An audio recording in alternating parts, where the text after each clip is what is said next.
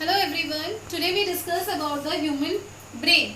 What is the brain? Brain is the highest coordinating center in the body. हमारे body में highest coordinating center है brain. The brain is located inside the skull. जो brain है वो हमारी skull के अंदर location पे आती है, क्योंकि ये brain बहुत ही delicate organ होता है, इस वजह से ये location कहाँ है इसकी? Inside the skull. It is protected inside a bony box that we call the cranium.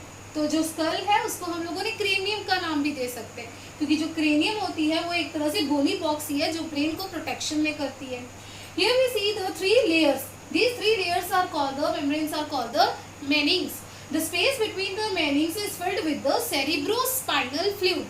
This cerebrospinal fluid जो होती है ये ब्रेन को मैकेनिकल शॉक से बचाती है.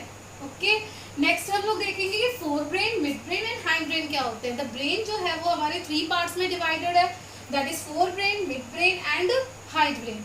Fore brain is the main thinking part.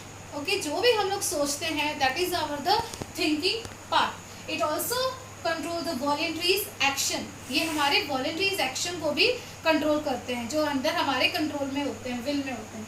We can say that ये हमारी लर्निंग पावर, पर्सनैलिटी, सेंसिंग, इन सब को कंट्रोल करने के काम में आ जाता है. ओके, नेक्स्ट इसका फोर ब्रेन का मेन एरिया आ जाता है, तो वो है cerebrum. What is cerebrum? Cerebrum is are the associated areas. जो आप यहाँ पे पिक्चर में देख रहे हैं ये सब हमारे एसोसिएटेड एरियाज होते हैं, जो हमारा थिंकिंग का, इंटेलिजेंस का, पर्सनैलिटी का, हर का अलग अलग वर्क परफॉर्म करते हैं यहाँ पे. तो सेरिब्रम जो होता है वो फोर ब्रेन का ही मेन पार्ट होता है, and these are the associated areas which perform the different functions. Okay, next we move on to the midbrain. इसमें कोई ऐसी डिवीजन नहीं होती है. midbrain जो है वो रिफ्लेक्स मूवमेंट को कंट्रोल करता है.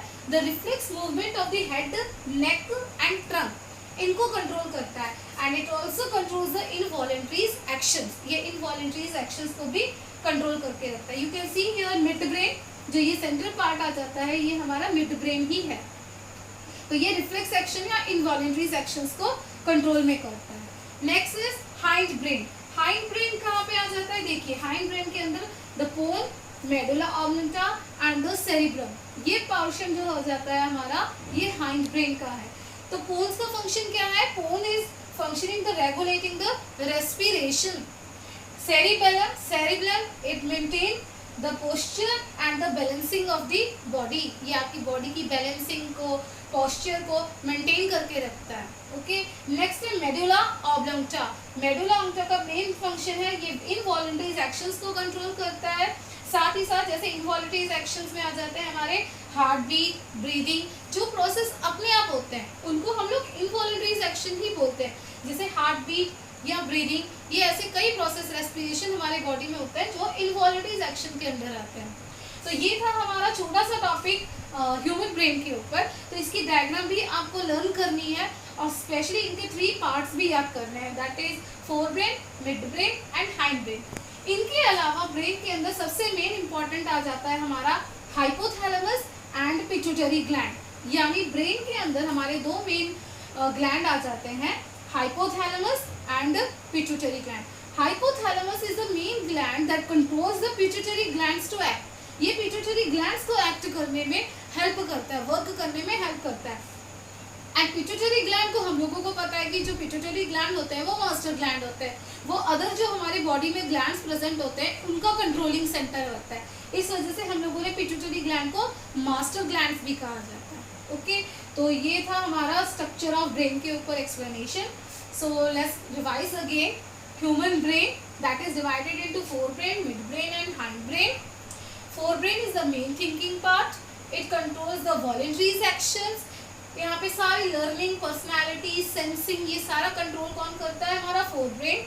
फोरब्रेन का main important part is cerebrum. Okay, cerebrum के साथ बहुत सारे एसोसिएटेड एरियाज आते हैं जो परफॉर्म करने में, डिफरेंट फंक्शन में हेल्प करते हैं हमारे. इनके अलावा यहाँ पे थ्री लेयर्स की मेनिंग्स होती है.